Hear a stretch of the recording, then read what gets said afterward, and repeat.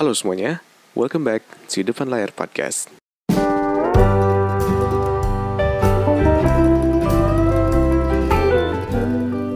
Halo semuanya, balik lagi di Depan Layar Podcast. Apa kabar kalian semua hari ini? Gue doain semoga kalian semua bebek aja. Gue doain semoga kalian semua kerjaannya beres, segala macam yang kalian lagi kerjain dimudahkan dan segala macam. Gue doain yang baik-baik buat kalian. Dan thank you buat kalian semua udah dengerin podcast gue hari ini. Dan kalau misalkan lo mau dengerin podcast gue sebelumnya, lo bisa dengerin lewat YouTube, Spotify, Anchor, dan Apple Podcast. Gue juga makasih buat kalian semua yang udah nge-DM gue, nge-email gue, ngobrol bareng gue, atau nge-komen di konten gue.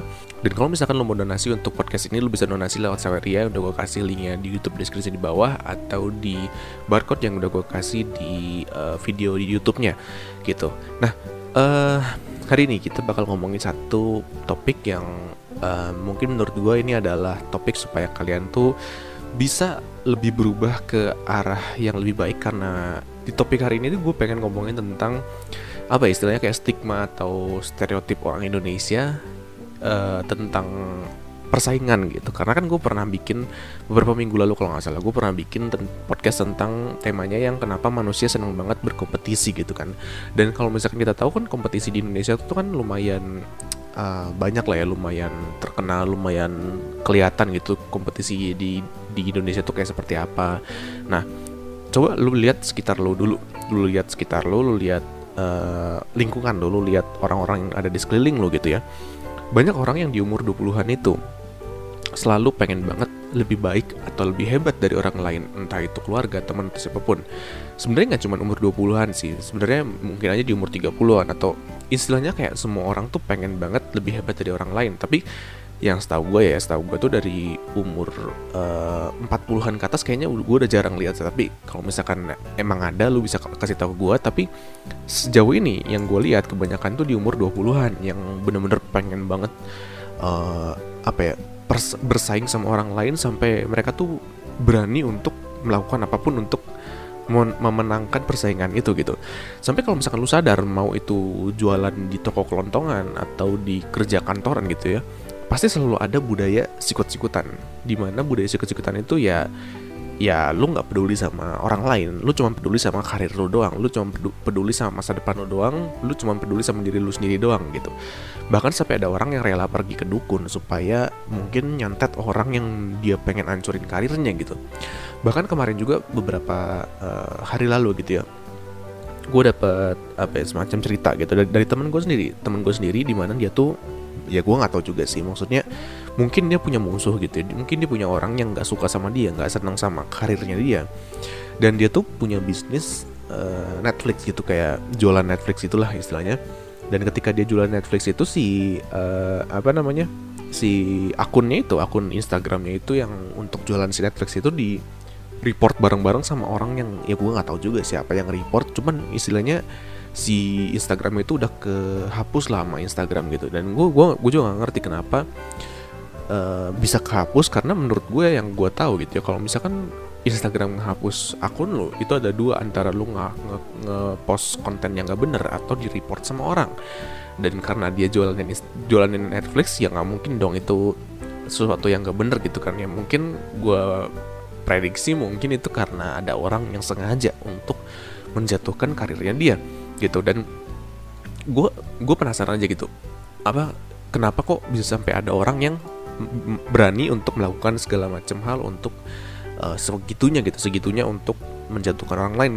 Contoh lagi, kalau misalkan lo lihat sekitar lo di pandemi sekarang lah paling gampang gitu, kayak ada orang yang dia tuh memang dia tuh membeli atau menimbun gitu ya. Kayak misalkan zaman dulu kan ada tuh yang nimbun masker, terus ada juga yang nimbun sekarang belakangan ini kayak ada yang iniin oksigen gitu. Dan mereka tuh berani untuk melakukan sesuatu yang tidak ada istilahnya kayak hati nuraninya tuh nggak kepake gitu ya, dengan tujuan cuman supaya mereka tuh bisa mendapatkan keuntungan besar di pandemi kayak gini gitu. Dan sementara orang lain tuh menjadi kesusahan, orang lain tuh menjadi mendapatkan hal negatifnya dari mereka gitu kan, dengan tujuannya mereka cuma peduli sama mereka doang, dan mereka tuh cuma peduli sama diri mereka dan keluarga mereka doang mungkin gitu, dan mereka tuh nggak peduli sama keluarga yang lain gitu. Dan Ini yang paling sering terjadi di Indonesia gitu ya. Gue gak tau di luar negeri pernah ada kayak gini atau enggak. Cuman di Indonesia tuh paling gampang tuh kalau misalkan lu lihat, misalkan ada tetangga rumah lu yang ngomongin lu gara-gara mungkin lu udah jadi orang sukses misalkan. Atau enggak, jangan lu deh, orang lain deh. Misalkan ada orang yang sukses dan mereka tuh diomongin sama tetangga. Sampai kalau misalkan lu inget, kalau nggak salah di Depok kemarin yang ada beritanya yang dia tuh apa ya, dia tuh orangnya berhasil lah istilahnya. Dia udah punya rezeki banyak, akhirnya dapat rezeki banyak dari kerja gitu ya. Tiba-tiba tetangganya ada yang bilang kalau dia tuh melihara babi ngepet katanya. kayak sampai segitunya, dan abis itu dilaporin ke polisi gitu kan. Sampai maksud gue kayak itu terlalu kejauhan banget sih. Maksudnya kayak jatuhnya bukan cuman pengen nyikut doang, tapi karena memang lu sirik juga gitu. Kayak seakan-akan kayak lu tuh kalah gitu, lu kalah dan lu nggak mau kalah, ngerti gak sih? Lu udah tahu lu kalah, tapi lu nggak mau ngalah gitu. Dan di podcast hari ini tuh gue pengen nyeritain pengalaman gue juga yang gue tuh pernah melakukan hal seperti itu, mirip-mirip seperti itulah, yang dimana gue kalau misalkan gue tuh pernah melihat ada orang yang menyaingi gue di dalam karir gue, dan gue tuh nggak suka dengan orang itu. Sampai akhirnya gue nyadar kalau misalkan ternyata ada sesuatu yang gue pelajari dari situ gitu, yang dimana gue pengen bahas di podcast hari ini, di tema hari ini. Dan gue berani kasih tahu kalau sebelum kita mulai podcast ini sampai dalam gitu ya, gue berani ngasih tahu kalau misalkan menjadikan saingan lu itu jadi musuh lu, itu adalah hal yang tidak punya guna sama sekali dan malah ngebunuh lu in the long run di kemudian hari gitu. Itulah kenapa di podcast hari ini gue kasih judul, lu adalah musuh terbesar lu sendiri gitu. Oke. Sekarang kita ngomongin dulu kenapanya. Kenapa menurut lu ada orang yang berani melakukan segalanya untuk ngalahin saingannya? Biasanya kalau misalkan kita ngomongin logika gitu ya, mungkin karena karirnya dia tuh tersaingin gitu. Mungkin karena gini lah, faktor psikologi atau emosinya lah. Contoh misalkan lu orang paling pintar di kelas misalkan. Lu orang paling pintar, lu ranking 1, nilai lu 100 terus gitu ya. Tiba-tiba ada anak baru masuk ke kelas lu, ternyata dia lebih pintar daripada lu gitu. Apa yang lu rasain? Kayak mungkin orang-orang bakal ngerasa kayak, ngapain gue belajar ke lu lagi gitu, ngapain gue nanya ke lu lagi, mending gue nanya ke orang lebih pintar daripada lu gitu, iya gak sih? Atau mungkin karena lu ngerasa kayak, ini apa sih, kenapa ada orang lebih hebat dari gue gitu. Karena logikanya semua manusia pasti pengen jadi orang yang paling hebat, ya gak sih? Itu logika aja sih, logika sederhana. Siapa sih yang gak mau jadi orang hebat gitu kan. Dan mungkin ada faktor psikologi di mana dia tuh nggak mau gitu ada orang lain yang memandang dia tuh menjadi orang yang udah ketinggalan zaman aja gitu, ngerti gak sih gitu.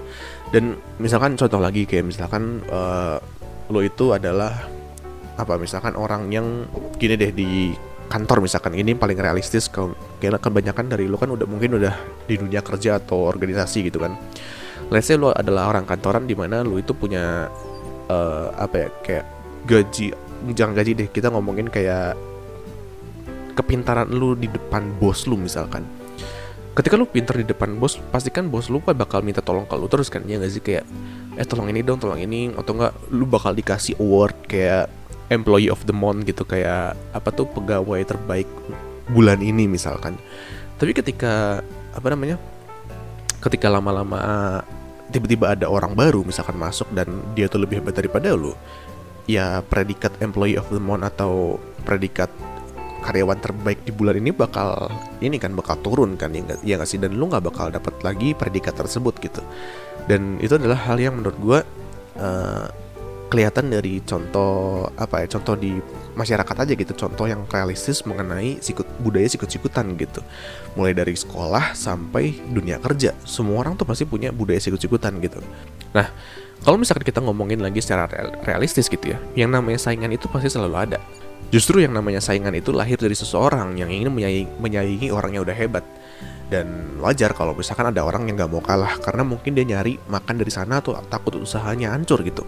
Contoh gini, misalkan yang tadi gue omongin, ada orang yang dia tuh jadi employee of the month, dan abis itu dia tuh ada anak baru, dia tuh ngerasa, wah gue harus bisa nih menyaingi karyawan ini supaya gue bisa lebih hebat di atasnya gitu.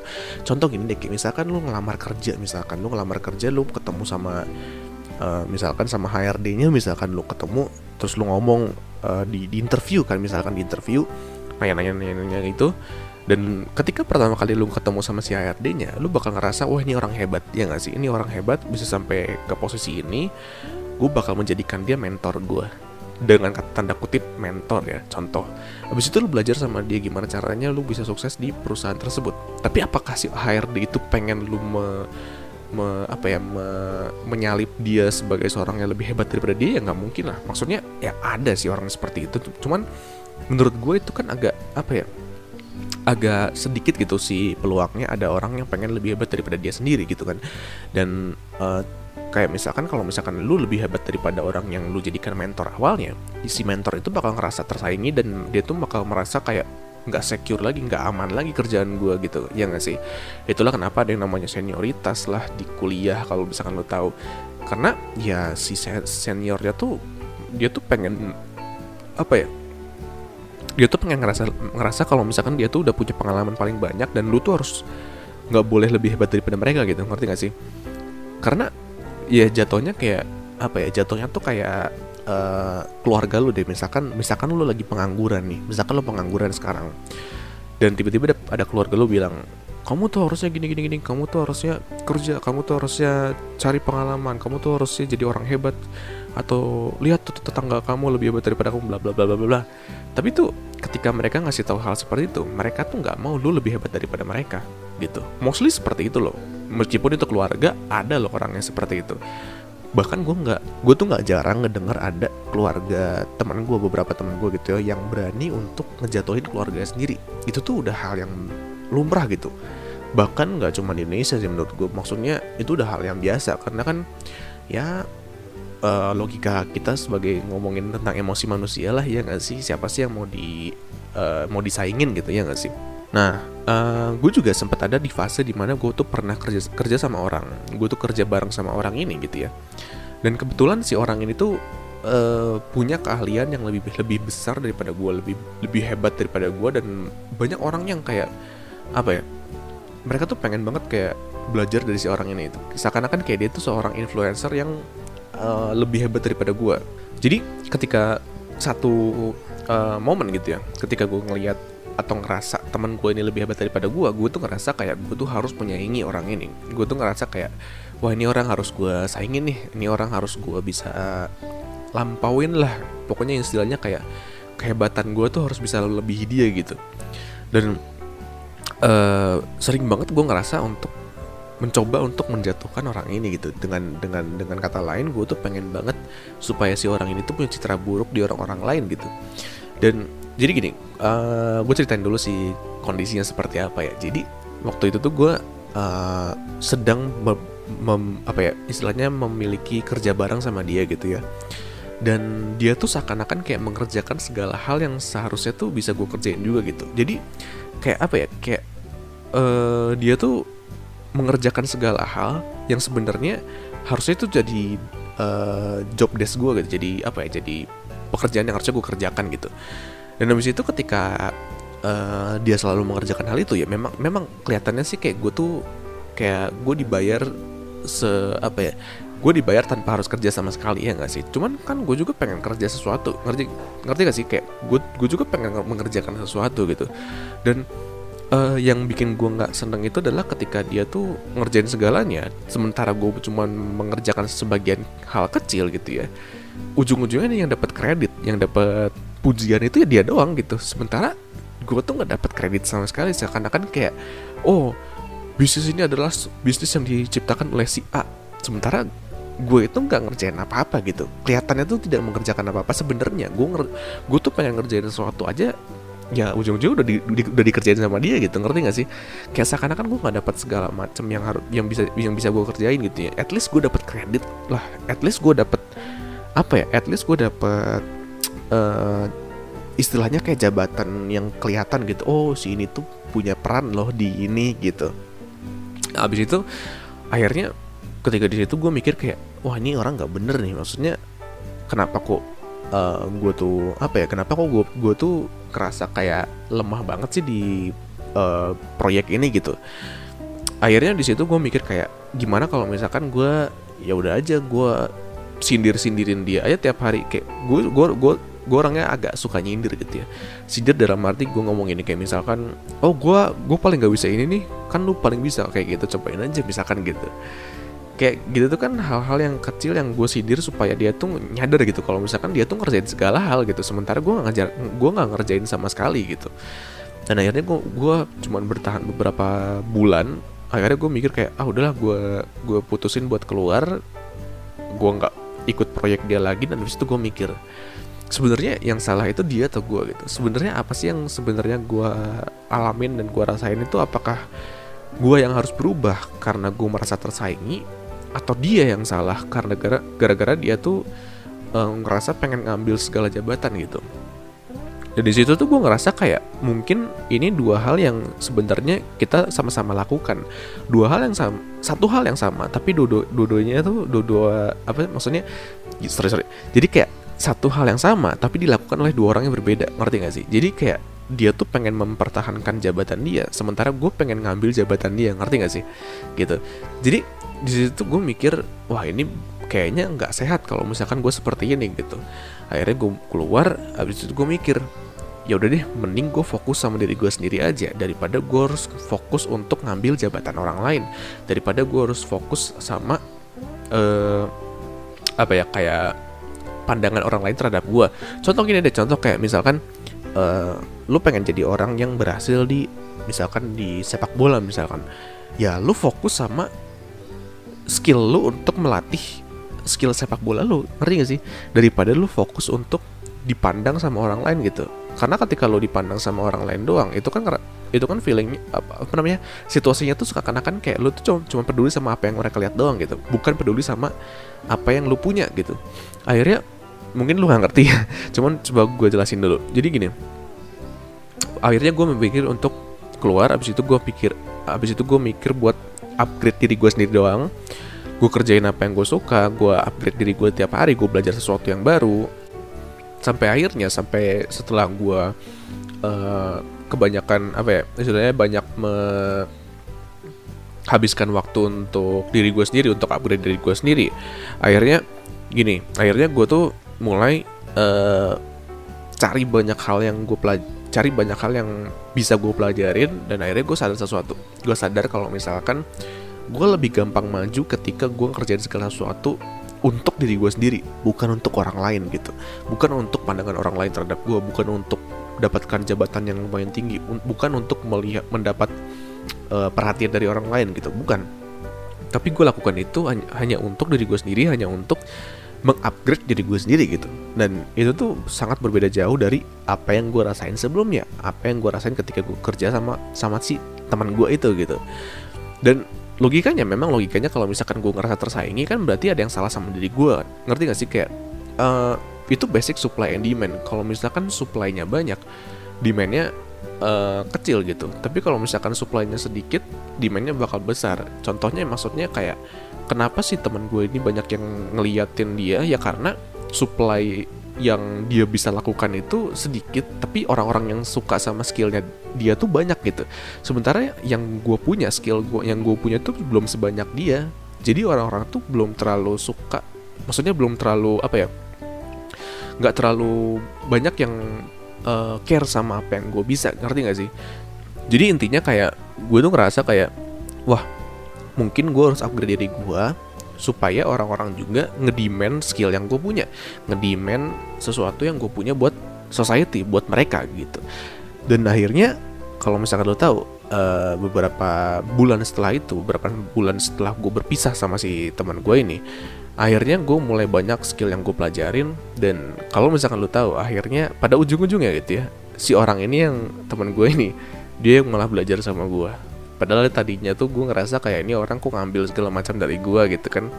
Ya ujung-ujungnya akhirnya dia yang belajar sama gue gitu. Bukan gue yang belajar sama dia lagi, tapi dia yang belajar sama gue gitu. Jadi di situ gue ngerasa kayak, maksudnya ketika lu mencoba untuk